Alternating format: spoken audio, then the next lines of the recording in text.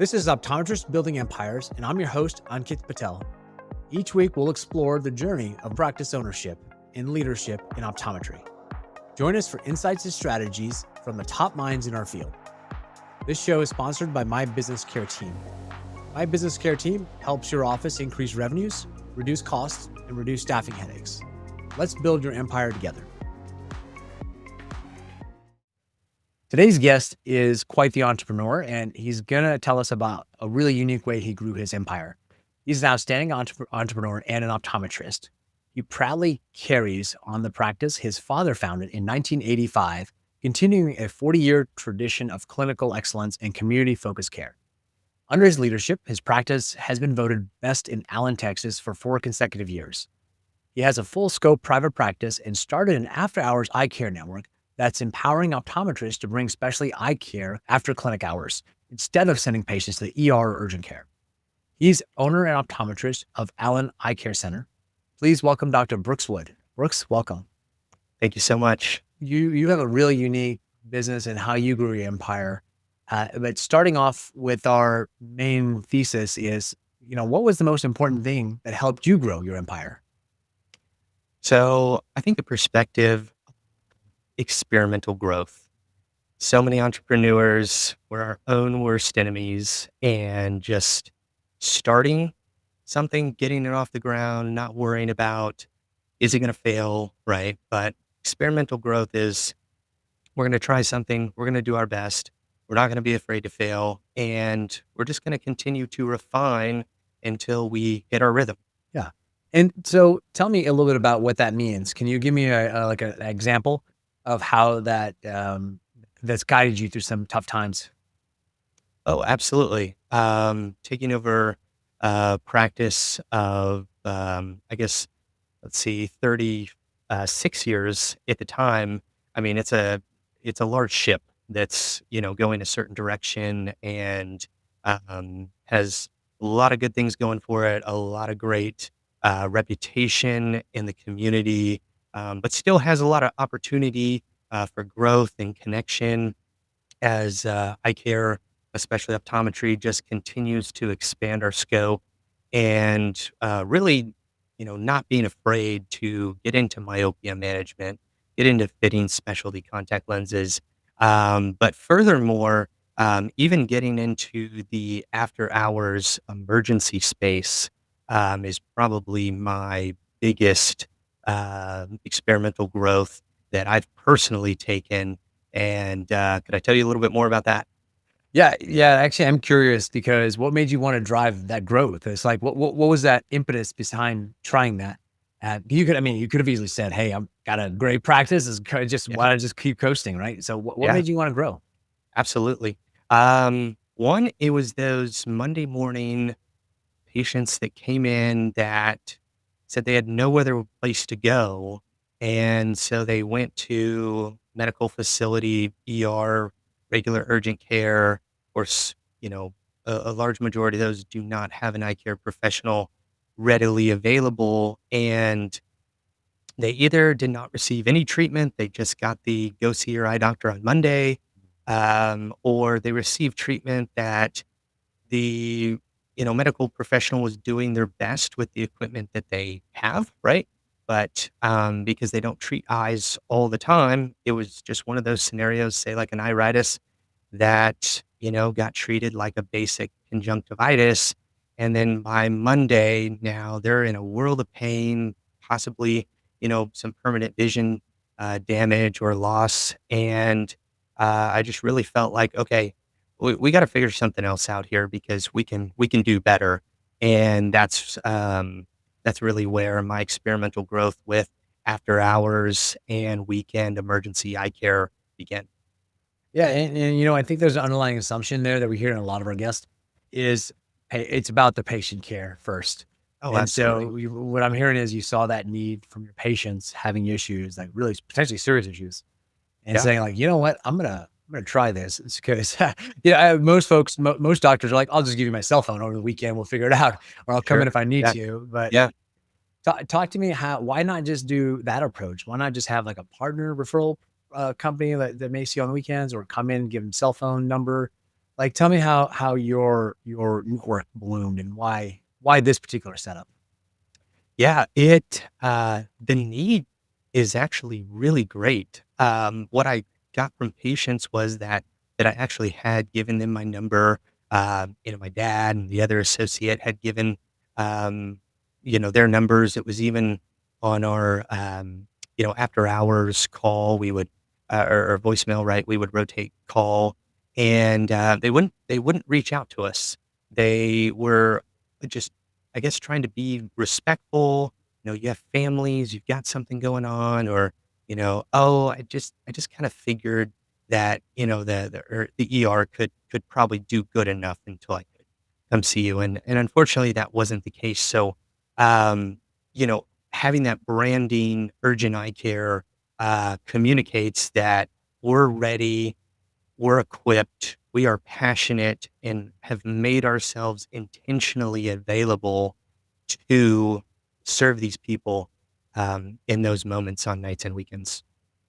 Yeah, so not an afterthought. You're like intent. You're like, hey, you know what? We know because if I think about it, what I would guess, and you tell me if this is right or wrong. A patient comes see you one maybe twice a year, maybe more than that, but basically once a year or once Yeah, every 18 months, which is the national average. And they don't think, oh, I have eye problem. Let me go see my doctor. They see eye problem. I need to call someone that can get this fixed. My eye doctor's not open, so I need to go to emergency. I don't think like, oh, I have my eye doctor's phone number. yeah, Let me just call yeah, there. right, Yeah, exactly. Yep, that I is love it. exactly the thought path they have. Hmm. So you're trying to be where they are and not. It's a very very patient centric approach. I Yeah, like that. yeah, Easy. absolutely. We've also focused on connecting with the local urgent cares and ERs as well too. I have a family member that they are, high up in a Texas, um, ER system, Mm. and when I told them that we were doing that, they were like, "Oh my gosh, please, I wanna tell all my ER doctors because we would love to get rid of the eye problems. We will try our best, but we would love to connect with an eye care professional that is specifically looking to do that."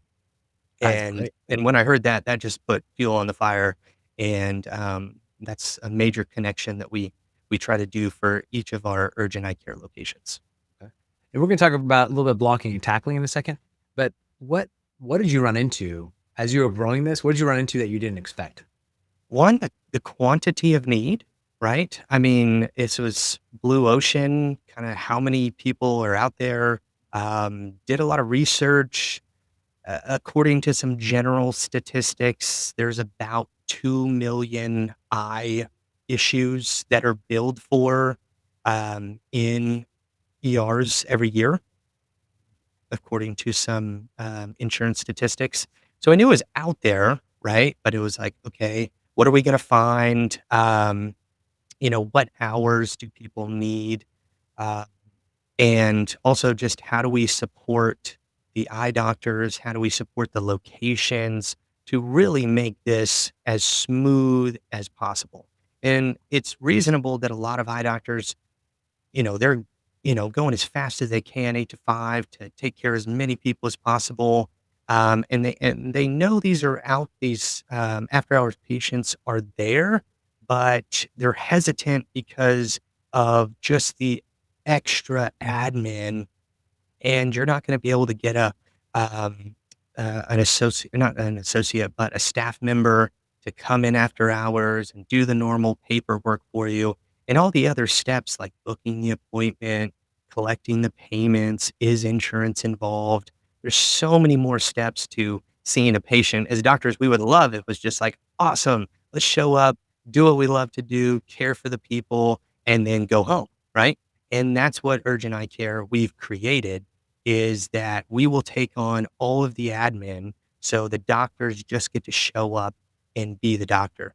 And then the practice that we partner with, also gets to benefit from the patients being seen there, because then they get really separated from all the other practices in the clinic, with aligning themselves with us because, well, they said to all the urgent cares and the ERs, "We're gonna take on those hard cases.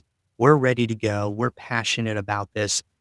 Whereas not all optometrists are, and there's nothing wrong with that. They're more focused in glasses and contacts. So urgent cares and ERs don't exactly know which clinics that they should maybe make a referral to outside of ophthalmologists. Mhm. But as optometrists, we are really equipped to take on, I would say, over 90% of these eye care emergencies, or we're going to get them connected to one of, our trusted, specialists in our areas that we partner with in all of our daytime locations. So we're going to get them connected with one of those specialists much quicker and efficiently than, say, the urgent care ER. Gotcha. Interesting. And so I'm curious about all the admin, all the work surrounding it. So you've had that was kind of something you got fresh with, and you kind of take that away as you grew your network out. Why grow your Absolutely. network? Why not just do it in Dallas or where you are locally? I mean, we are truly passionate about people. Okay. I tell my team all the time, this is there are more eyes than just Dallas. Like like the same problems here are happening all across the country. Mm. And I literally go to sleep at night thinking about how many people are in pain tonight. How many people are going to show up at their eye doctor on Monday and their eye doctor is going to say the same thing I did. Man, I wish I could have seen them sooner you Mm. know, and just kind of brushing off to, "Oh, well, I'm doing my best. I'm so exhausted. I'm so tired. I don't think I can take on one more task." But we're not really saying we don't think we can take on one more patient because we do that all the time, right? Yeah. We will squeeze people in all the time because, in general, I believe optometrists are very heartfelt, warm, compassionate people that really are ready, but it's the admin and, taking the calls. Sometimes we get calls that are just like, "Hey, I wanted to, pick up my contacts," and we're like, "We don't do that," you know? Whereas and they go, "Oh, wait, what is this?" Right? But we're like, "Oh, after hours emergency." They're, "Oh, I don't need that right now, but that's great." Whereas a private doctor who's just taking call on their own, they're gonna get all those weird calls that are just taking them away from their family. So we get to be that extra filter and really just keep them, in their sweet spot and taking care of people. So let's focus a little bit more on your journey Yeah, and like your challenges. 'Cause I think people love to hear the struggles to think like how you're thinking. yeah, of So course. when we talk about challenges and let's scoot back a little bit and talk to me about some of the challenges you faced taking over your father's practice that you didn't expect. Absolutely, yeah. So understanding how to how to keep your lights on, right? Like I could see people, I could diagnose, I could treat, I could refract, I could, do all the contact lenses, but how do we get paid for all of this, right? And he was moving so fast in his patient care, right?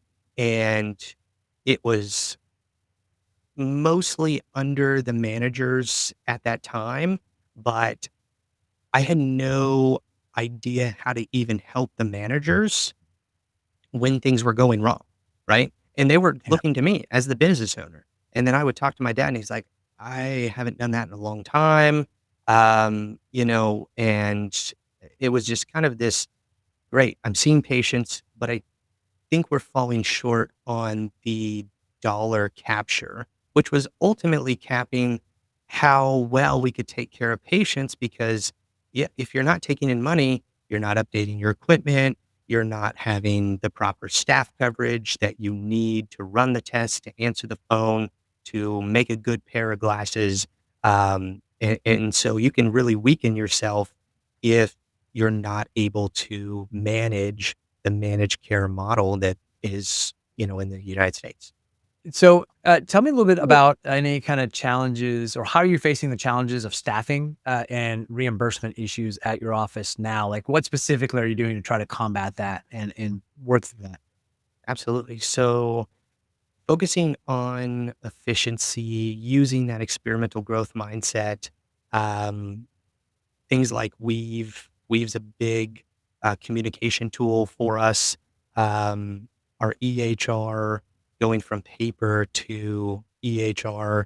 The EHR that we chose is the Eyefinity cloud-based. I don't think any of them's perfect, but what I love about that one is integrated online scheduling, so there's no double work. Some systems you had to take it, it wasn't really an actually booked appointment. It was more of an appointment Yeah. request, and then they were putting data from one system into another, and that was just like points of error. So the Eyefinity EHR and EPM systems are directly integrated, and it's right on our website. So we're booking patients at all hours of the night and weekend through that. It helps in insurance verification systems like Trizetto, also on the billing side, Trizetto as well too. Largely pushed through that from its integration as well with Eyefinity EPM, but that can be both front end and back end as well. And once again, just getting that billing cycle in there. I feel like the charting system, Eyefinity EHR, was pretty smooth as well too. Some doctors, they like to be more on a desktop, or staff as well. Others, it was very mobile friendly as well too. We wanted to be able to move throughout the office. We didn't necessarily want to be just like tied down to a certain point in the office, because building a larger building is quite expensive now. And so, how are we maximizing our space? We also went to a lot of handheld equipment. We have handheld autorefractors, handheld tonometers. There's not a handheld Optomap yet, but that would be awesome. Um, I'd be first in line. So being able to take rooms that were once used for just admin, and now we've turned them into revenue spaces as well too, with dry eye and the radio frequency IPL. We were able to integrate a dry eye space. Why? Because we were able to get a pre-testing room just by going mobile friendly, which was great for our wheelchair patients, our aging patients. They're just a little bit less mobile and flexible. The younger staff was able to, still do testing and get good data. Maybe when people couldn't hold their head a certain way, or, their back was hurting, couldn't sit up straight. So those would be some of my favorite adjustments that we made. There's a lot of meat in what you just described. I kind of want to reflect back if I heard it Yeah. properly. And so what I'm hearing is, it sounds like there's kind of an underlying assumption of revenue per square foot. Oh yeah. And so it's like, hey, how much more? So you looked at not just the chair time, but you looked at your Mhm. square foot as an asset. And Right. so, Yep. let's go mobile. So we have a mobile cart. So we have Yeah. more square footage to do more Oh services. yeah. So we can pack Yep. more services in. That's pretty smart. I haven't heard too many people looking at it that way. Yeah. It's been a complete game changer, because we just kept running into room space. Why can't we see more patients? Like, the Yeah. doctors are just sitting around. Oh, well, because this patient was in this room at that time, and only that piece of equipment was over there. And I was like, okay, we got to eliminate that. And we Yeah. did. And it's gone great. Um, yeah. So I know there's a lot of headset visual fields now as well too.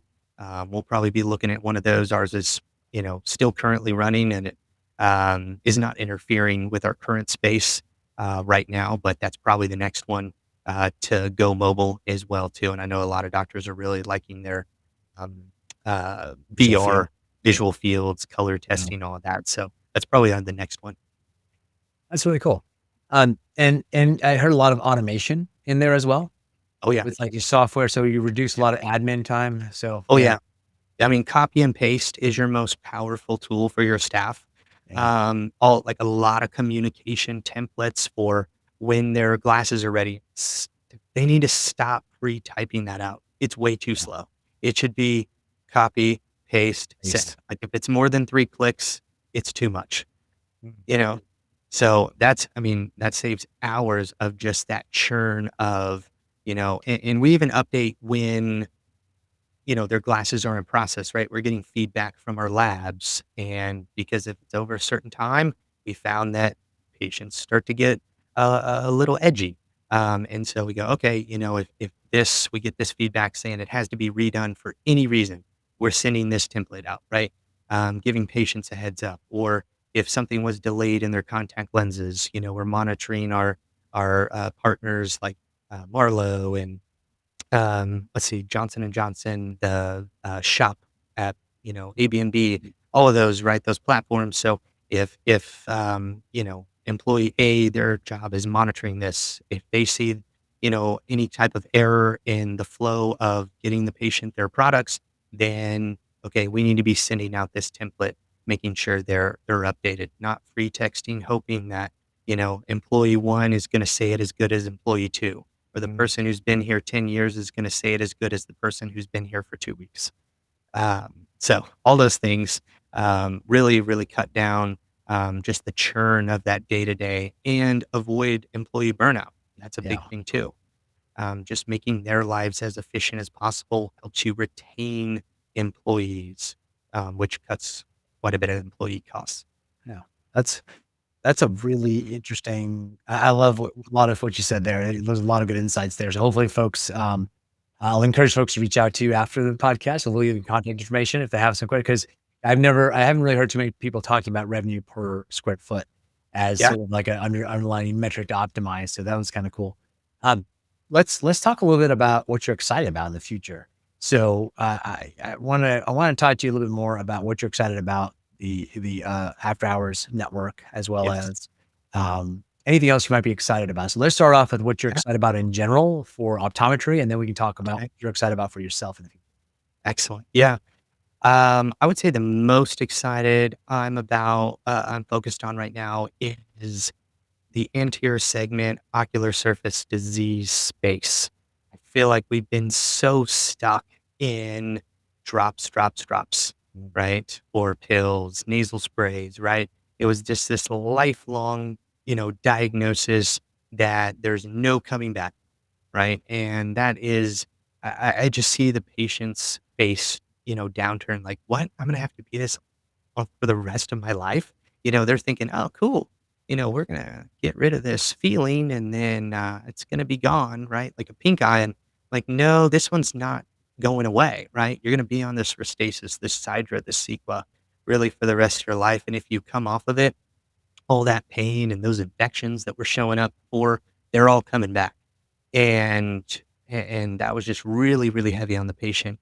But with the breakthrough, I'll say, in the anterior segment imaging and the IPL and the RF and everything that we're getting from that space, as long as, their meibomian glands are intact, that we're able to reverse a lot of this damage that's happening to the ocular surface and get that tear breakup time back up to where, we may not take everything off, but even eliminating a couple drops a day and getting it down to a more reasonable amount is just really lifting these people's burden, both financially, psychologically, having to travel with a whole Ziploc baggie of eye drops. And does this one have to be refrigerated? Is this one going to go bad?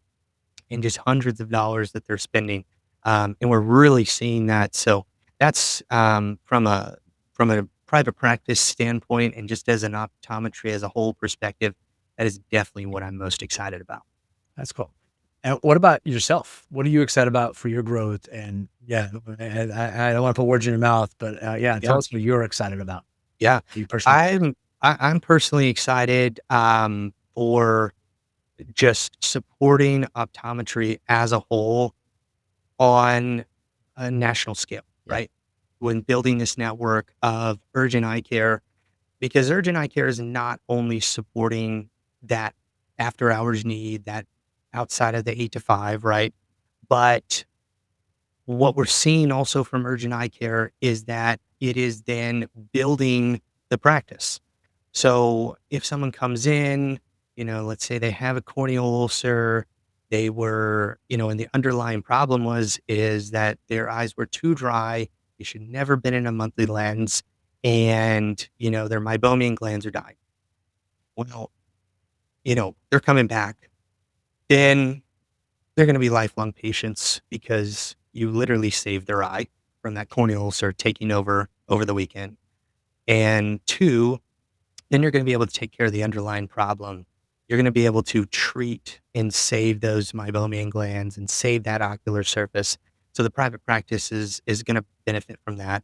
And then you're going to refit them in a a daily contact lens, which is going to be much safer. You're going to be able to educate on them, right? To them, right? Something that they're never going to get if they only are being seen in these weekend settings, right? They're going to be like, whew, got my Vigamox and that problem went away. So I'm healed and I'm fine, right?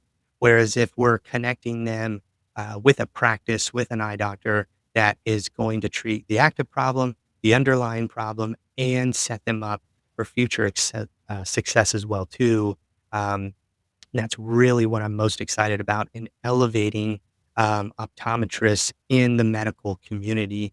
And I really feel like the Urgent Eye Care Network does that. That's great. And tell me a little bit about the model about that. So if a doctor's interested, like how does the financial model work for the doctors and tell us a little bit about that. How basically how can the doctors listen to this help build their empires by doing something like this? Absolutely. So real easy to connect with me. I'll just go ahead and give out my cell phone right now, if that's okay. Yeah, Uh, we can put it in the show notes too if you want. So cool. Yeah, that'd be awesome. Yeah. So my cell phone number is 214-605-0876. You can text me directly or you can email me. It's Brooks, Brooks .od at urgenteyecaretx.com. Either way, connect with me. I'd love to chat about how we can, bring this exciting, really connection and service to your community, to your practice. And it can really fit any model of practice. It's really flexible. So, definitely reach out. But to answer your question, um, so we're going to pay the doctor who sees the patient a very competitive rate, something that they're not going to see from a managed care plan, or most of the time cash pay either. Two, if they're if they're a clinic, right? We're going to try to support the clinic as much as we can with some of those disposables to avoid cost burden. And then we're going to, yeah, a lot of times the patient that's seen, like I mentioned earlier, at the after hours visit is going to follow up, right? So that follow up care is all that, doctor's practice is their patient. We're hands off completely from there. So we just touch them once and there's no buy in, right? There's no cost to bring us on. You could almost see us as like a free triage service, a free marketing service. All of our marketing is co-branded with the clinics that we partner with. Once again, just funneling patients back to your clinic, in your community, going out, increasing the reputation with your other medical and ER practices in the community. So, the practices sometimes they're even getting patients during the day, right? We have patients walk in to some of our clinics and just say, hey, you know, Texas Health Breeze over there told me that, they couldn't help me, but that if I just came over here, you'd be able to help me, right? And the normal clinic, we just work them in, right? And Urgent Eye Care doesn't take anything from that. And that's how the private practices, I say private practice, any modality, can really receive, free patient acquisition from just partnering with us. okay. Um, and so if you can, I mean, I know it's hard to give exact financials, but Sure. like percentages, like how much have you Yeah. seen practices grow like relative to your business? Like, have you seen it grow? How much extra revenue have people seen by starting the services? Depending on, Oh, what kind of locations usually work better. So if people are interested, this might be an avenue for them to grow their practices. yeah, absolutely. So, um, our flagship location, and really we want every location to grow to this amount. But so far this year, that flagship location has already seen over 400 patients, and about 50% of those patients were then a referral back to that clinic during the daytime for follow up care or whatever the problem was. So whatever your annualized, per patient revenue is, 200 patients, for a cost of nothing for that clinic to Actually, it acquire should be them. a revenue source, right? Because you're making money in the after-hour care. Oh, yeah, So that absolutely. Yeah, so, um, you know, in the Dallas area, I would estimate, that to be around, close to $10,000, yeah, additional, but that's just from that, the follow-up care. That's not if they brought their family back to the routine, right? could be You more, kinda yeah. start to annualize and project that out to 5 years, 10 years, routine exam, contacts, glasses, those kinda things. Yeah, well, it sure beats, AdWords and marketing costs that you Oh, don't know yeah, if it's gonna work, right? right. Which you probably get a return, but this is like, hey, you're doing patient care and you're building a practice. You do have Absolutely. to work, so, there are some night and weekends, Sure. and so that gets to be a little tough, so I'm guessing that folks can reach out to you about this. And I don't want this in full transparency, this is not a sponsor ad or anything, so it's not a commercial. I just really super excited about your Yeah, model, and curious about it for ourselves too, actually. yeah. Because I think it's a really unique way for folks who aren't necessarily super business savvy to build a practice for a few years at least. So, Oh, yeah, cool. absolutely. And Yeah. so, let's shift gears a little bit. And Okay. so, Brooks, so people can find out about you a little bit more, more about like who you are. Yeah. Um, the way you think is really cool and unique. Can you tell me a story that made you who you are? And it could have been anyone in your life, but something that's really impactful to you. I would say going on some mission trips when I was really young, and they were eye care mission trips, before the southern border, got really crazy with, the cartel and everything.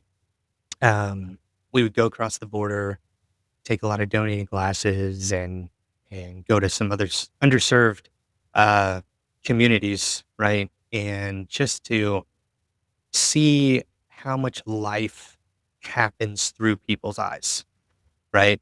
And even before, screens took over, I think that's overly obvious now that we're all on screens. But even before that, some of these people, they couldn't work, right? And they couldn't, um, you know, really be the parents or, educationally advance themselves just because they couldn't see.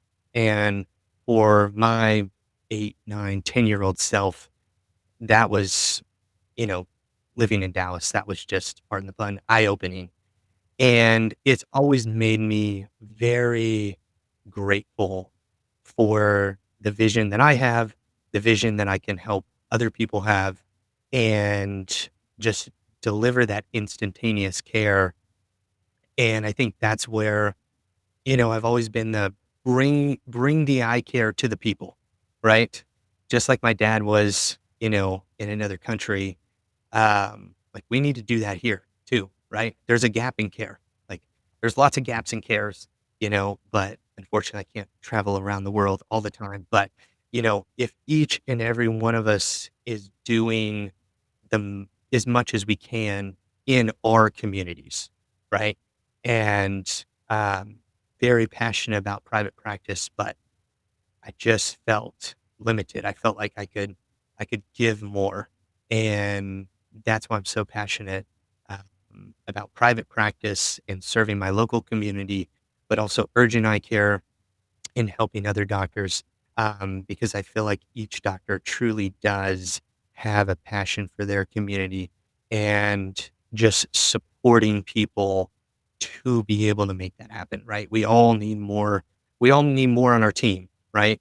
And not charging and just creating no barrier for the doctor to be able to come on board. I don't want to be another salesperson going, oh yeah, just pay me that extra fee every month. I didn't want to take, just wanted to give. I just want to build and, keep bringing eye care to as many people as I can possibly impact, in my life that I've been seeing, since I was 8 years old. Yeah, that's a pretty cool story. Uh, Thanks. I love how you kind of there seems to be this ethos of what can I do with what I have under my control, Yeah, and absolutely. yeah, that's really cool. So, what advice would you give to your younger self as a fresh new grad out of OD school? I would say get as much medical eye care experience as you can. coming out of optometry school, even just kind of pulling my 106 classmates, down from the University of Houston, their College of Optometry, we all had very different clinical experiences, right? It was just kind of the luck of the draw. What patients did you get that day, or what? Um, we got to choose our clinics here and there, but not everybody got to go to the medical um, rotation, or got to go to the specialty contact lens rotation. But I would say in general, the more medical eye care experience that you can get right off the bat, that's just going to alleviate a lot of fear from getting sued, right? We're all like, oh Mm. my gosh, I just got this license. How do I not lose it? Get connected, whether it's with a practice that has an experienced eye doctor that you're going to be in the same room with, who can truly just walk on over to your room and go, okay, yeah, that is what it is. Give you the confidence to prescribe the right thing, or you can step out of the room and go, hey, I think I'm seeing this. Have you seen this? Or review that Optomap. That was huge for me. If I went into any kind of practice setting where I was by myself, I would have just totally pulled away from it. But having two experienced doctors in my practice that I started out in with that medical background really empowered me. And then also actually doing urgent eye care, of just getting that direct injection and repetition of being able to see those medical patients. Now I'm very comfortable with it, and I'm helping coaching younger doctors do the same thing. So I do sit as the medical director for urgent eye care, and all the doctors have my number. So if anything is crazy, walking through the door, I'll pick the phone at any hour of the night or weekend and support them, because that's where I was, and I want to be there and help other people get through that maybe more smoothly than and less anxiety than I had at first. Oh, that's amazing. And so would you recommend, and this maybe outside the scope, would you have recommended to yourself a disease residency? Yeah, if I'd say the residencies were pretty small, Hmm. few and far between when I was coming out. So, yeah, absolutely. I think that would be great if you're not getting the experience from the clinics that you did in your normal clinical rotations, then absolutely. Yeah, I think that's a no-brainer, because there's nothing better than being hands-on and doing it in a environment that you're gonna have someone right there ready to help you. Yeah. I think that's really good insights. Like, hey, get good at your craft. Oh, yeah. Yeah, absolutely.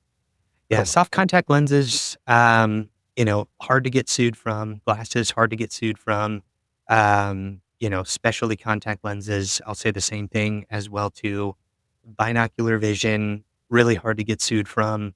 But the medical side of things, I still feel like, and I not just feel like, I actually see that a lot of optometrists are sending out to ophthalmology, where if they had those partnerships with eye doctors, optometrists that were comfortable, the ophthalmologists are too busy to coach, right? Um, if you're going to work with them, you better be on the ball, right? They're not waiting for anyone. They've got 80 patients to see. Um, but we even have some optometrists, they'll, refer to urgent eye care, right? If there's a, um, you know, foreign body that they don't feel comfortable taking out, they'll say, hey, go see, urgent eye care. We don't really do this, mostly glasses and contacts, and that's fine. You know what I mean? And it's not for everyone. We understand that it's not for everyone. But just to kind of get that anxiety, get that monkey off your back, I would just say get as much medical eye experience, because the aging population, right, is really needed care, and the ophthalmologists, their numbers are not going up. Yeah. The optometrist numbers are going up, and so our communities are going to be looking to us to take care of them. Yeah, and a lot of states are expanding scope. services which for is exciting. optometrists. Yeah. Yeah, it's really exciting. Well, Brooks, where can I'll ask again, where can people reach out to you? And where are you most active as well online? So let's start off with where people can reach you. Yeah, absolutely. So, you can, text my personal cell phone or call me 214-605-0876. Email me, brooks.od@urgenteyecaretx.com. And I'm also on LinkedIn, Facebook, all of those avenues. You can definitely reach me even through, Urgent Eye Care, tx.com. There's a form submission if you want to fill that out as well too. That will get to me. So pretty well connected there. Awesome.